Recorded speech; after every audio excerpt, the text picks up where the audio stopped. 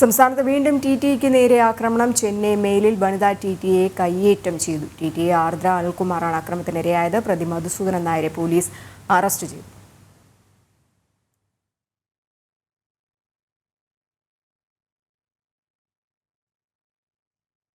ദിസ്ന സുരേഷ് ഉണ്ട് വിവരങ്ങളുമായിട്ട്. ദിസ്ന, അറുതിയില്ലാത്ത ആക്രമണം തന്നെയാണ് ടിടിഇകൾക്ക് നേരെ ഉണ്ടായിക്കൊണ്ടിരിക്കുന്നത്. എപ്പോഴായിരുന്നു സംഭവിച്ചത്? പ്രതിയെ പോലീസ് അറസ്റ്റ് ചെയ്തു എന്നാണ് ഇവർ ലഭിക്കുന്നത്. രജനി, ഇന്നലെ രാത്രി മംഗളൂരുവിൽ നിന്നും ചെന്നൈയിലേക്ക് പോവുകയായിരുന്ന ചെന്നൈ മെയിലാണ് ഇത്തരത്തിൽ വനിതാ ടിടിക്ക് നേരെ ഇത്തരത്തിലൊരു ആക്രമണം ഉണ്ടായത്. വടകരയിൽ ട്രെയിൻ എത്തിയപ്പോഴാണ് ഇത്തരത്തിലൊരു സംഭവം ഉണ്ടാവുന്നത്. ടിക്കറ്റ് എവിടെയെന്ന് ടിടി തിരക്കുകയുണ്ടായി. ഈ ചോദ്യമാണ് യാത്രക്കാരനെ പ്രകോപിതനാക്കിയത്.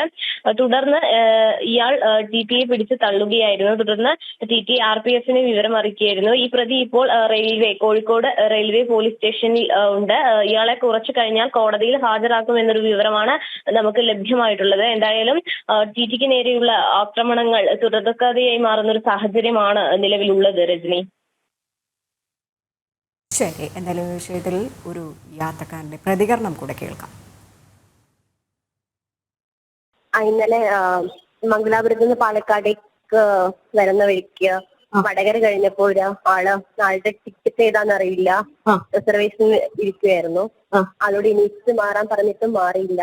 അവിടുത്തെ പാസഞ്ചർ വന്നിട്ടും ആൾ അവിടുന്ന് എണീറ്റില്ല. ലാസ്റ്റ് ആളെ എണീറ്റിച്ചപ്പോഴത്തേനും ആള് എന്നെ ഒന്ന് തള്ളി. അപ്പൊ പിന്നെ ഞാൻ RPF ഇൻഫോം ചെയ്തിട്ട് ആളെ കാലിക്കറ്റ് RPFന് ഹാൻഡ് ഓവർ ചെയ്തു.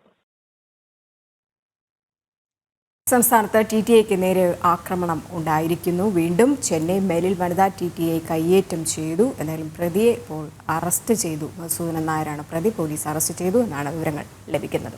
ദിസ്നയാണ് വിശദാംശങ്ങൾ നൽകിയത്.